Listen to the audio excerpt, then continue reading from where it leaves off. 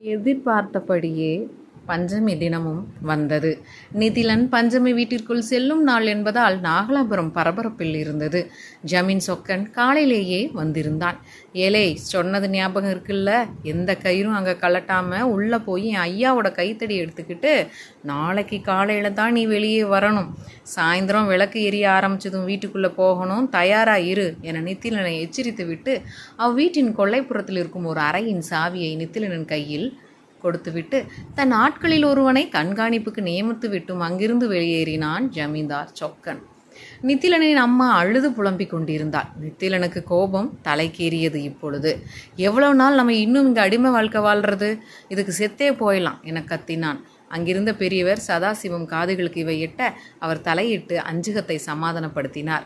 மாலை நெருங்கியது. இருள் நாகலாபுரத்தை சூழ்ந்தது. பஞ்சமி விளக்கின் வெளிச்சம் மெல்ல மெல்ல ஆரம்பித்து பிரகாசமாய ஊரை ஆட்கொள்ள ஆரம்பித்தது.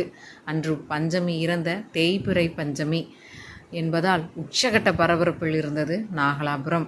பெரியவர் நித்திலனின் கைகளில் ஒரு தூக்கு விளக்கை கொடுத்து, வெற்றியோட திரும்பி வா நித்திலா, இந்த ஒரே ஒரு ராத்திரி இன்னும் பல வருஷத்துக்கு இந்த உலகம் பேச போகுது. உனக்காக இந்த ஊரே காத்துக்கிட்டு இருக்கும்.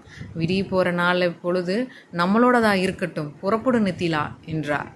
அந்த விளக்கை வாங்கி கொண்ட நித்திலன் பெரியவரிடமும் தன் தாயிடம் ஆசி பெற்றுவிட்டு சுற்றி இருந்த ஊர் மக்களை பார்த்தான். ஜெயிச்சிட்டு வா நித்திலா என கூட்டத்தில் இருந்த அனைவரும் ஒரே சேர கோஷமிட்டு அவனை தைரியப்படுத்தினர். அவர்களிடம் இருந்து விடை பெற்று நித்திலன் அந்த குடிசை பகுதியிலிருந்து வெளியேறி மெல்ல பஞ்சமி வீட்டை நோக்கி நடக்க ஆரம்பித்தான். அவ்வூர் மக்களின் தலைவிதியை நிர்ணயிக்கக்கூடிய வாய்ப்பு தன்னிடம் வந்து சேரும் என கனவிலும் நினைக்கவில்லை நித்திலன். பஞ்சமி வீட்டிற்கு அருகே வந்தடைந்தான். இருளில் அந்த வீட்டின் பிரம்மாண்டமான தோற்றமும் அதன் மேல் தல அறையிலிருந்து வெளிவந்து கொண்டிருந்த விளக்கின் வெளிச்சமும் நித்திலனை மிரட்சியடைய செய்தது.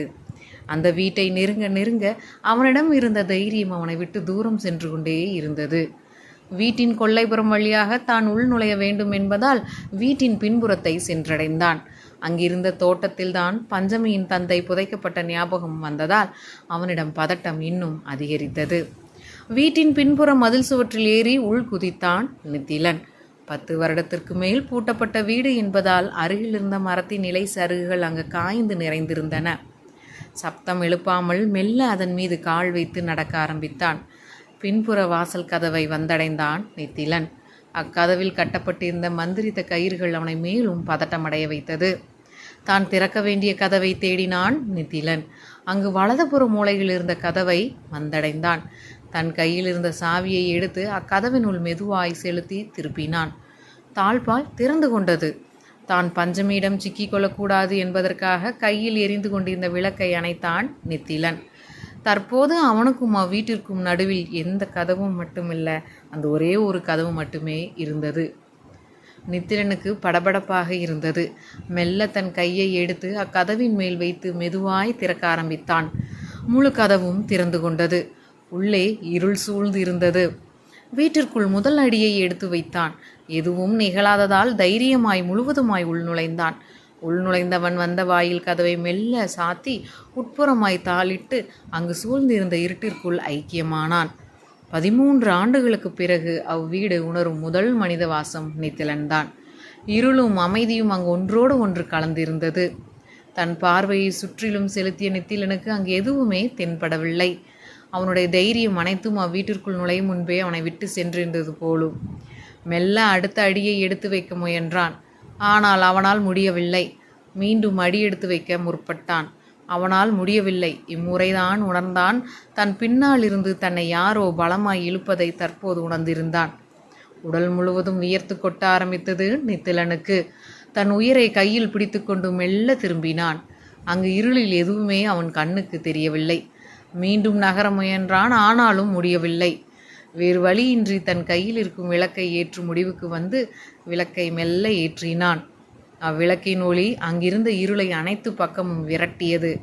மெல்ல தன் பின்புறமாய் திரும்பி பார்த்தான். தான் இடுப்பில் கட்டியிருந்த வேட்டியின் ஒரு பகுதி அங்கிருந்த கதவின் தாழ்பால்களில் மாட்டியிருந்ததை கண்டான். அதனை எடுத்துவிட்டு இதற்குத்தான் பயந்தோமா என தன்னை தானே தெரிந்து கொண்டான். நொந்தும் கொண்டான். பதட்டம் குறைந்து நிம்மதி பெருமூச்சு விட்டு கொண்டே திரும்பினான். அங்கு திடீரென்ற நிழலாய் நின்றிருந்த ஒரு உருவம் நகர்ந்து செல்வதை கண்டான். தூக்கி போட்டது நித்திலனுக்கு. தான் பஞ்சமியின் கண்களில் சிக்கி கொண்டாமா என அவன் மனதிற்குள் பயம் கவ்வத் தொடங்கியது. அவன் மூச்சுவிடும் சப்தமே அவனை மிரட்டியது. பயத்தில் அவனது தொண்டையும் வறண்டு போனது. மெல்ல அடி வைத்து நடக்க ஆரம்பித்தான். அங்கிருந்த அமைதி அவனை மிரட்டி கொண்டே இருந்தது. தான் இதுவரை கேட்டிருந்த அத்தனை அமானுஷ்ய கதைகளும் அவனது ஞாபகத்தில் வந்து சுற்றியிருந்த சூழ்நிலைகளோடு தொடர்புபடுத்தி அவனை பயமுறுத்தி கொண்டே இருந்தது. மிகவும் பலவீனமாய் உணர்ந்தான் நித்திலன்.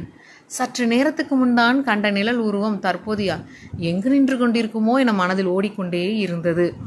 மெல்ல வீட்டினுள் நகர்ந்து கொண்டிருந்தான். அவனது நிழலும் அவனை பயமுறுத்தியது. தன்னுடைய நிழலை பார்ப்பதையும் முடிந்தவரை தவிர்த்தான் நித்திலன். வீட்டின் பின்புறத்திலிருந்து முற்புறத்தின் மேல்தளத்தில் இருக்கும் அறைக்கு சென்றடைய வேண்டும் என்பதால் வீட்டின் பெருபகுதியை நித்திலன் கடக்க வேண்டியிருந்தது. அவ்வீட்டின் பிரம்மாண்டமான தோற்றமும் அவ்விளக்கின் ஒளியில் மிளிர்ந்தது. மேல்தளத்திற்கு செல்லும் படிக்கட்டுகள் அவனது பார்வையில் தென்பட்டது. சில அடி தூரத்திற்கு அப்பால் இருந்தது அந்த படிக்கட்டுகள். எப்படியாவது இந்த தூரத்தை கடந்துவிட வேண்டும் என நினைத்தான். இனியும் மெதுவாக நடந்தால் தன்னுடைய பயமே தன்னை கொன்றுவிடும் என நினைத்தான். வேகமாக முன்னேற வேண்டும் என முடிவெடுத்து அசட்டு தைரியத்தில் மிக வேகமாக நடக்க ஆரம்பித்தான். அந்த படிக்கட்டுகளையே பார்த்து கொண்டு வேகமாக நடந்து சென்றவன் நடுவில் இருந்த இரும்பு தகட்டை கவனிக்க மறந்து அதில் கால் இடறி கீழே விழுந்தான். அவன் கையில் இருந்த விளக்கு தூக்கி எறியப்பட்டு அங்கிருந்த சுவற்றில் மோதி கீழே விழுந்து அதுவும் அணைந்து போனது. அவ்வீட்டை மீண்டும் இருள் சூழ்ந்தது. இருள் சூழ்ந்த அவ்வீட்டின் நடுவில் தனியொரு ஆளாய் வீழ்ந்தது கிடந்தான் நித்திலன்.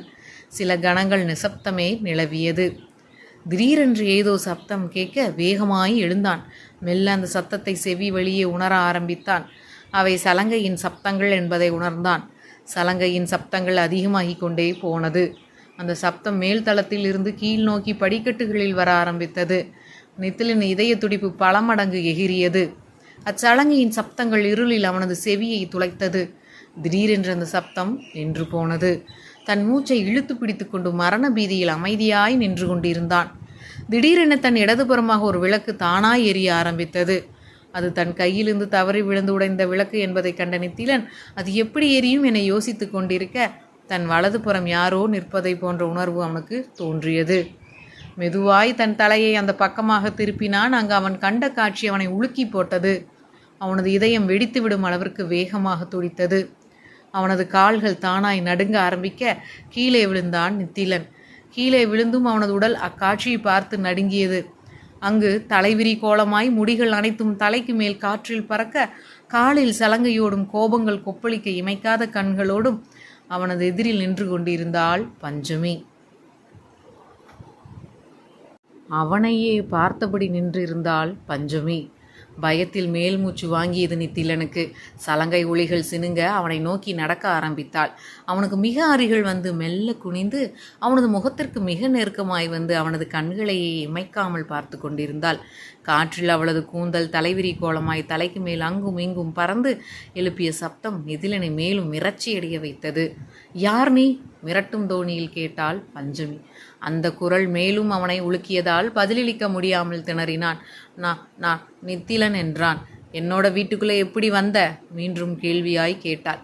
இந்த ஊரு ஜமீன் சொக்கன் அவரோட அப்பாவோட கைத்தடி எடுத்துட்டு வர சொல்லி என்னை அனுப்பி வச்சாரு என்றான். இதை கேட்ட பஞ்சமியின் கண்கள் மேலும் சிவந்தது. அவளது கைவிரல் நகங்கள் திடீரென பெரியதாகி அவனது கழுத்தை பதம் பார்க்க ஆரம்பித்தது. ஜமீனோட ஆளா நீ என கோபத்தோடு கேட்டாள். இல்லை இல்லை என்றான் நித்திலன். அப்போ ஏன் அவன் சொல்லி இங்கே வந்த?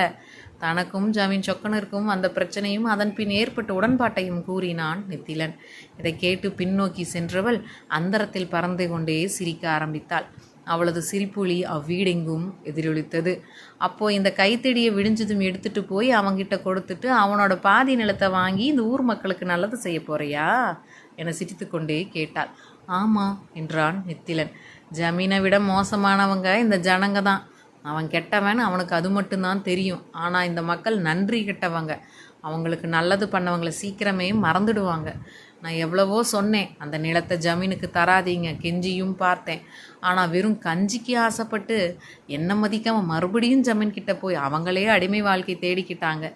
நான் அவங்களுக்காக என்னுடைய வாழ்க்கையே அர்ப்பணித்தேன். ஆனால் அவங்க நன்றி கெட்டவங்க என கோபத்தில் பேச பேச பஞ்சமியின் தலைமுடிகள் நெருப்பாய் மாறி எரிய ஆரம்பித்தது. நித்திலனுக்கு உடல் நடுங்க ஆரம்பித்தது. நீ உயிரோடு இங்கே இருந்தது போகணுமா? திடீரென கழுத்தை திருப்பி அவனை நோக்கி கேட்டாள். ஆமாம் ஆமாம், பயந்தபடியே கூறினான் நித்திலன். மீண்டும் அவன் அருகே வந்தாள் பஞ்சமி. நான் சொல்கிறத செஞ்சிட்டா நீ இங்கேருந்து போயிடலாம், இல்லைன்னா இங்கேயே உன்னோட உயிர் போயிடும். நான் அவளது பெரிய கைவிரல் நகங்களை அவனது கழுத்திற்கு அருகே கொண்டு வந்து பயமுறுத்தினாள். நித்திலன் எதுவும் புரியாமல் சிலை போல் இருந்தான். மேலும் தொடர்ந்தாள். நீ வந்த வாசல் வழியே வெளியே போ. பின்வாசல் கதவில் கட்டியிருக்கிற அந்த மந்திரம் முடிச்சு போட்ட கயிறை கழட்டி வெளியே தூக்கி போடணும் என்றாள். தூக்கி போட்டது நித்திலனுக்கு. ஜமீன் சொக்கன் அந்த கயிறை கழட்டாமல் வெளியே வரணும்னு சொன்னாரே நம் மனதிற்குள் நினைத்து கொண்டான். என்ன யோசிக்கிற? திறந்து விடு. நான் வெளி உலகத்தை பார்த்து ரொம்ப வருஷம் ஆச்சு என்றாள். மறுபடியும் பஞ்சம் வந்து ஊரழிந்து விடுமோ என மனதிற்குள் பயந்தான் நித்திலன். பஞ்சமி மெல்ல அவன் அருகே வந்து சீக்கிரம் போ என்று சொல்லி கை காண்பிக்க அவளது கையிலிருந்து வந்த ஒளி அவன் வந்த கதவை நோக்கி வழிகாட்டியது. நித்திலனுக்கு தலையே சுற்றியது. சூழ்நிலை கைதியாய் உணர்ந்தான். யோசித்து பார்க்க நேரமின்றி பஞ்சமியின் சொல்படி நடக்க ஆரம்பித்து தான் வந்த பின் கதவை நோக்கி சென்றான்.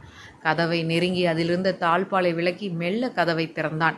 வீட்டிற்குள்ளிருந்து வெளியே வந்தான். அங்கு வீட்டின் கொல்லைப்புறத்தில் அவன் கண்ட காட்சி அவன் நெஞ்சை உறைய வைத்தது.